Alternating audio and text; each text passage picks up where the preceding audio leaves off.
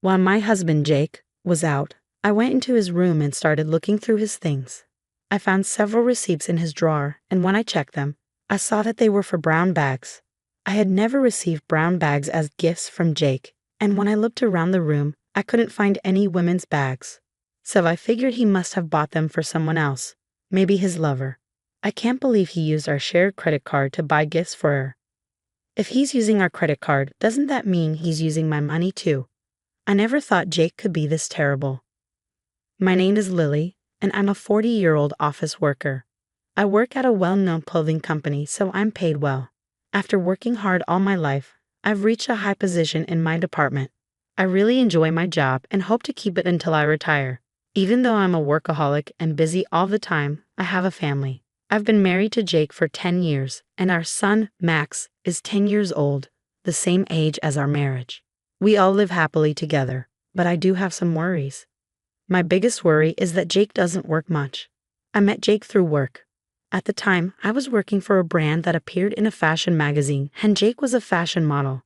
He was very good-looking and had a bright presence, which helped him land many modeling jobs. When we talked, we found we liked the same music and TV shows, and we instantly clicked. We started going out for dinner together, and that's how our relationship began. After 2 years of dating, I found out I was pregnant with our child, and we got married. It wasn't planned, but we were close as a couple, so it didn't feel forced. After Max was born, we were happy in our own way. But Jake's modeling career dropped sharply. Once he turned 25, the job offers slowed down, and by his late 20s, they stopped completely. I still had a stable job at a big company, so money wasn't a problem. I hoped Jake would try something new, but he didn't seem interested. After a few years, he had no jobs at all. He wasn't helping with housework either, so he became completely unemployed. When I was busy, Jake stayed at home with Max, which was helpful. But even after Max started elementary school, Jake didn't look for work. He just stayed home. I've been getting busier at work, so I haven't had the time to give Jake the attention he needs. I feel partly responsible for him being like this, and I've been trying to motivate him to work again. One day, I said, "You're 35 now. Why not try modeling for people in their 30s and 40s? I thought it might inspire him, but Jake said, "It's too much work, and the shoots take all day." That's what jobs are like though. Do you plan to never work again? I asked. He replied, "Actually, that sounds pretty great."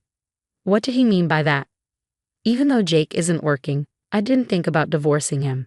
Max is still young, and Jake is a great father. Max loves him and calls him daddy. I didn't want to take Max's father away from him for my own reasons. Plus, Jake is still very handsome, even at 35. I think he's more attractive than most of the people I work with. Maybe it's because he still works out at the gym, and he looks great. If only he would work again, then he'd be perfect. One day, I saw my husband Jake wearing a suit in the morning. "What's going on, honey? Why are you dressed up?" I asked. "Oh, I have a job interview," he replied. "A job interview?" I asked, surprised. "Yeah, a friend of mine is a model, and he might be able to introduce me to an agency. They want to meet me or at least see what I'm like," he explained. "Really? Well, good luck. I hope it goes well," I said, happy to hear he was finally motivated to work. "Thanks, I'm heading out now," he said. I was so relieved to know that Jake was taking steps to get back to work. "Hey Max, maybe Daddy will be in a magazine again soon," I said to our son. "Wow, really?" Max replied excitedly. "If Daddy's in a magazine, I'll tell all my friends about it," Max said, grinning.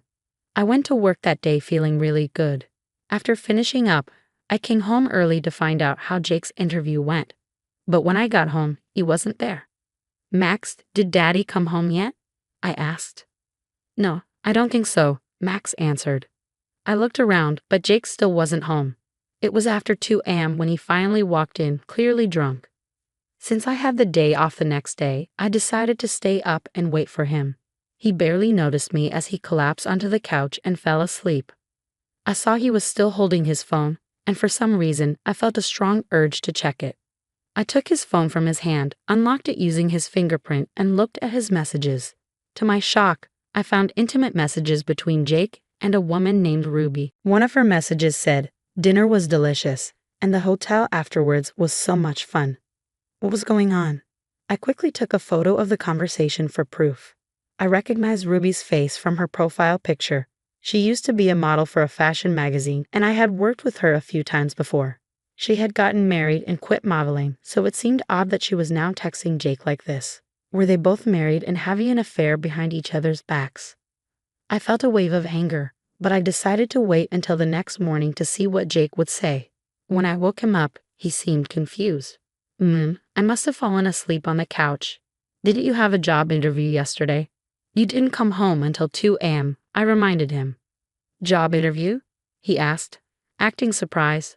Oh yeah, I did have the interview. But after that, I met up with an old friend at the office and we went out for drinks. We hadn't seen each other in a while, so we decided to catch up. I was suspicious. Who's this friend? I asked. He's just an old model friend. I don't think you've ever worked with him, Jake answered. I nodded, but something felt off. The way Jake was hiding details about meeting Ruby seemed fishy. I was sure now that he was having an affair, and once I have something to suspect, I can't let it go. I kept finding more and more things that made me suspicious, and the credit card bill was one of them. I used to buy clothes and things for work and hobbies on our shared credit card. But I had been so busy at work lately that I hadn't had time to shop. So the bill should have been lower than usual, but it was higher than normal. I looked back and realized it had been like this for the last few months. I'd just been too busy to check it earlier. I couldn't believe it. I started to suspect that my husband Jake was secretly using our credit card for something. I gave him the card for family expenses, and he usually spent about the same amount each month, so I didn't worry. But now, it seemed like he was spending a lot more money without telling me. I was sure it was to buy gifts for Ruby, his lover. Jake must have thought he could trick me with the story about his job interview. After that, he started going out more on weekends, saying things like, I was invited to go out with a friend from the agency. It was clear he was having an affair without any hesitation. I decided I would find out everything while I still could. One day, when Jake was out, I went into his room and started looking through his things. I found several receipts in his drawer. When I checked them, I saw that they were for women's brand bags. Jake had never bought me brand bags as gifts. I looked around his room, but I couldn't find any women's bags, so he must have given them to Ruby. I couldn't believe he used our shared credit card to buy gifts for his lover. If he's really using our credit card, then that means he's spending my money too. I never imagined my husband could be this selfish. At first, I thought Jake might not be working, but he was still thinking about me and our family. But one day, he said something that caught me off guard. One of my model friends invited me on a trip for the upcoming long weekend. I'm going. Really? But what about the money? I asked. Oh, I'll do it within my budget. It's not a problem.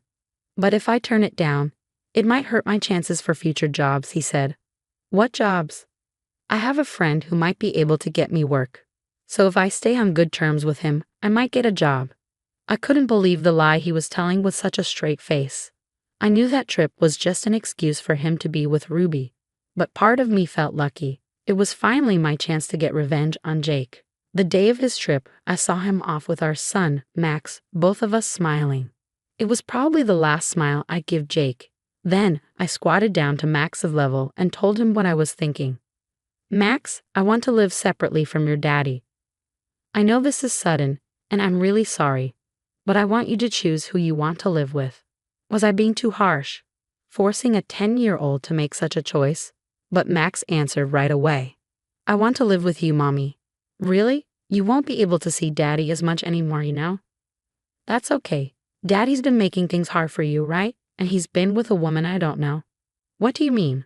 Sometimes when I come home from school, I see this woman I don't recognize at the house with Daddy. What? He brought her into our house. Daddy says she was someone he was working with, but she always leaves when I show up, so I don't know who she is. How could Jake be so horrible and selfish? I couldn't believe he tried to deceive our son too. Hearing this, I was completely done with him. At first, I was going to just stop the credit card in time for Jake's trip, but then I changed my plans. I was going for full revenge. I knew who Ruby's husband was, and I had visited him at his home with a business associate a long time ago. They lived in a really nice house, and they probably hadn't moved out yet. I checked Ruby's Facebook and found her husband's profile. But they still live in the same house, based on the recent photos I saw. I contacted my parents and brothers, explained the situation, and they immediately came to help me pack up Jake's belongings. I sent Jake's things to the house where Ruby lived, along with the proof of the affair and a letter addressed to Ruby's husband. Then I suspended the credit card we shared, packed up my stuff, and moved out. Theo, now that we've stopped Daddy's card, let's get out of here. Yeah, sure. For now, we decided to go straight to my parents' house and stay there temporarily. It felt so relaxing to be back at my parents' place, enjoying my mom's home-cooked meal again. My brothers also stopped by, and we had a small family reunion. My dad was so happy to see his grandson, Theo. In the evening, I got a call from Jake. Hello. Oh, Lily, I'm really sorry, but I urgently need you to transfer some money to my account. Why? I'm a little short on cash. But you said you'd do it within your budget and savings. I did, but please, I'll pay you back later. How are you going to pay me back when you're not even working? Well, I'm about to get a job with the agency. I'll have money soon. Please, I beg you. You can't come home like this, or they'll stop working with me. I see. So where's this agency? Huh? You're about to get a job, right? Can you at least tell me the name of the agency and the model you're working with? Oh, you can't say it? Why? I completely forgot. Really? What are you going to do about that? I'll call the agency and check. No, don't do that. You'll embarrass me. I'm not buying your lies anymore. You're traveling with a woman, right? What are you talking about? Ruby Green. She's a former model you worked with. She's married now. Jake let out a scream, one I had never heard from him before, sounding really upset. That's crazy talk. Who did you buy all those brand goods for? You gave them to Ruby with our credit card, didn't you?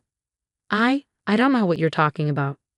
Well, it doesn't matter because the truth will come out soon. I suspended the credit card.